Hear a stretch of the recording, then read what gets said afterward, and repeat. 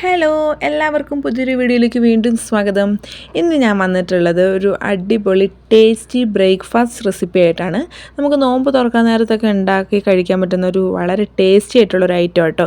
ഇതിൻ്റെ പേര് തിക്കിടി എന്നാണ്. എനിക്ക് തോന്നുന്നു പലർക്കും ഈ തിക്കിടി എന്താണെന്ന് അറിയില്ലെന്ന് തോന്നുന്നു, അല്ലെങ്കിൽ പല നാടുകളിലും പല പേരാ പറയുന്നതെന്നാട്ടോ തോന്നുന്നത്. കാരണം എന്താണെന്ന് വെച്ചിട്ടുണ്ടെങ്കിൽ ഒരു തവണ ഞാൻ തിക്കിടി ഉണ്ടാക്കിയിട്ട് അതിൻ്റെ ഷോർട്സ് ഇട്ടപ്പോഴത്തേക്കും എന്നോട് കുറേ പേര് ചോദിച്ചിട്ടുണ്ടായിരുന്നു, ഇത് എന്താ ഐറ്റം, ഇതെങ്ങനെ ഉണ്ടാക്കുന്നത്, ഇതിൻ്റെ റെസിപ്പി ഒന്ന് ഷെയർ ചെയ്യാമെന്നൊക്കെ ചോദിച്ചിട്ടുണ്ടായിരുന്നു. അപ്പോൾ ഞാൻ കരുതി ഇനി ഒരു ദിവസം ഉണ്ടാക്കുമ്പോഴത്തേക്കും തിക്കിടിയുടെ റെസിപ്പി നിങ്ങളായിട്ട് ഷെയർ ചെയ്യാമെന്ന്. അപ്പോൾ നമുക്ക് നേരെ വീഡിയോയിലേക്ക് പോകാം. അപ്പോൾ തിക്കിടി ഉണ്ടാക്കാനായിട്ട് നമുക്ക് ആദ്യം തന്നെ മാവ് തയ്യാറാക്കണം. അതിനായിട്ട് ഞാനിവിടെ ഒരു പാത്രത്തിൽ 4 ഗ്ലാസ് വെള്ളം തിളപ്പിക്കാനായിട്ട് വെച്ചിട്ടുണ്ട്. അതിൽ ആവശ്യത്തിനുള്ള ഉപ്പും പിന്നെ 1 ടേബിൾ സ്പൂൺ വെളിച്ചെണ്ണയും കൂടെ ചേർത്തിട്ടാണ് കേട്ടോ ഇത് വെള്ളം തിളപ്പിക്കേണ്ടത്. വെള്ളം നന്നായിട്ട് തിളച്ച് വന്നിട്ടുണ്ട്. നമുക്കിനി ഇതിലേക്ക് 2 ഗ്ലാസ് അരിപ്പൊടി ചേർക്കാം. അതുകൊണ്ടാണ് നമ്മൾ 4 ഗ്ലാസ് വെള്ളം എടുത്തത് കേട്ടോ. 2 ഗ്ലാസ് അരിപ്പൊടിക്ക് 4 ഗ്ലാസ് വെള്ളം, ആ ഒരു കണക്കാണ്. നമ്മൾ ഈ പത്തിരിക്കൊക്കെ മാവ് തയ്യാറാക്കില്ല, അതുപോലെ തന്നെയാണ് കേട്ടോ ഇതിനും. എന്നിട്ട് നമുക്ക് നന്നായിട്ട് വാട്ടിയെടുക്കാം. നമ്മൾ ഈ അപ്പം, പത്തിരി, ഇടിയപ്പം ഒക്കെ ഉണ്ടാക്കാൻ ഉപയോഗിക്കുന്ന അതേ അരിപ്പൊടി തന്നെയാണ് കേട്ടോ തിക്കിടി ഉണ്ടാക്കാനും വേണ്ടത്. നമ്മളിവിടെ അരിപ്പൊടി നല്ലപോലെ വാട്ടിയെടുത്തിട്ടുണ്ട്. ഇനി നമുക്കിത് നന്നായിട്ട് കുഴച്ചെടുക്കാം. ഇവിടെ മാവ് നന്നായിട്ട് കുഴച്ചെടുത്തിട്ടുണ്ട്. ഇനി നമുക്ക് ഈ മാവ് തിക്കിടിയുടെ ആ ഒരു ഷേപ്പിലേക്ക് ആക്കിയെടുക്കണം. അപ്പോൾ അതിന് വേണ്ടിയിട്ട് ഞാനിവിടെ ഈ മാവ് കുറച്ച് കയ്യിലെടുത്തിട്ട് ഇങ്ങനെ റോള് പോലെ ആക്കി വെച്ചിട്ടുണ്ട് കേട്ടോ. എന്നിട്ട് ഇതിൽ നിന്ന് കുറേശ്ശെ എടുത്ത് ചെറിയൊരു ബോളാക്കിയിട്ട് നമുക്ക് ഉള്ളം കയ്യിൽ വെച്ച് ജസ്റ്റ് ഒന്നൊരു ചെറുതായിട്ടൊന്ന് പ്രസ് ചെയ്താൽ മതി. അപ്പോഴത്തേക്കും നമുക്ക് ആ തിക്കിടിയുടെ ഒരു ഷേപ്പ് കിട്ടും. അപ്പോൾ നമുക്കത് അങ്ങനെ ചെയ്തെടുക്കാം.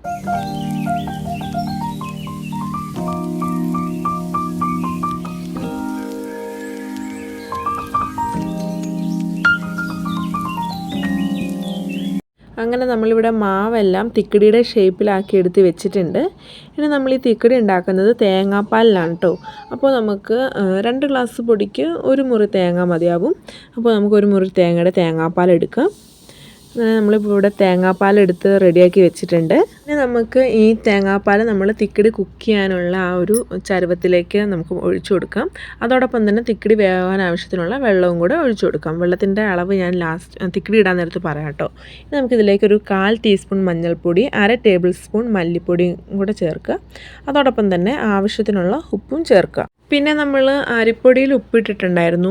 അപ്പോൾ നമ്മൾ വെള്ളത്തിൽ ഉപ്പിടുമ്പോൾ അതനുസരിച്ച് ചേർക്കുക കേട്ടോ. ഇനി ഒരു മിക്സിയുടെ ജാറിലേക്ക് ഒരു 4-5 ചുമന്നുള്ളിയും 1/2 ടേബിൾ സ്പൂൺ പെരിഞ്ജീരകവും അതുപോലെ തന്നെ 1 ടീസ്പൂൺ നമ്മുടെ ഈ ചെറുജീരകമില്ലേ അതും കൂടെ ചേർത്ത് 3ഉം കൂടെ നന്നായിട്ട് അരച്ചെടുക്കുക. എന്നിട്ട് അതും കൂടെ നമുക്ക് ഈ വെള്ളത്തിലേക്ക് ചേർക്കാം.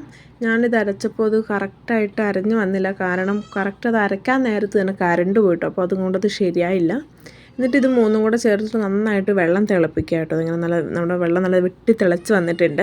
ഇനി നമുക്കിതിലേക്ക് തിക്കിടി കുറേശ്ശെ ഇട്ട് കൊടുക്കാം. തിക്കിടി ഇടുമ്പോഴത്തേക്ക് നമ്മുടെ കയ്യിലേക്ക് വെള്ളം തെറിച്ച് ഇങ്ങനെ കൈ പൊള്ളാൻ ചാൻസ് ഉണ്ടാവും കേട്ടോ. അതുകൊണ്ട് സ്പൂണൊക്കെ വെച്ച് പതുക്കെ ഇട്ട് കൊടുത്താൽ മതി.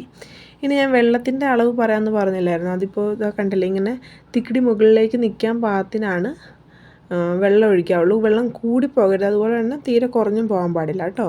ഇനി പ്രത്യേകം ശ്രദ്ധിക്കേണ്ട ഒരു കാര്യം എന്താണെന്ന് വെച്ചിട്ടുണ്ടെങ്കിൽ നമ്മൾ തിക്കിടി ഇട്ട ഉടനെ തന്നെ ഇളക്കി കൊടുക്കരുത്. നല്ലോണം തിളച്ച് വന്നതിന് ശേഷം മാത്രം പതുക്കെ തവി കൊണ്ട് അടി ചേർത്ത് ഒന്ന് ജസ്റ്റ് ഒന്ന് ഇളക്കിയാൽ മാത്രം മതി.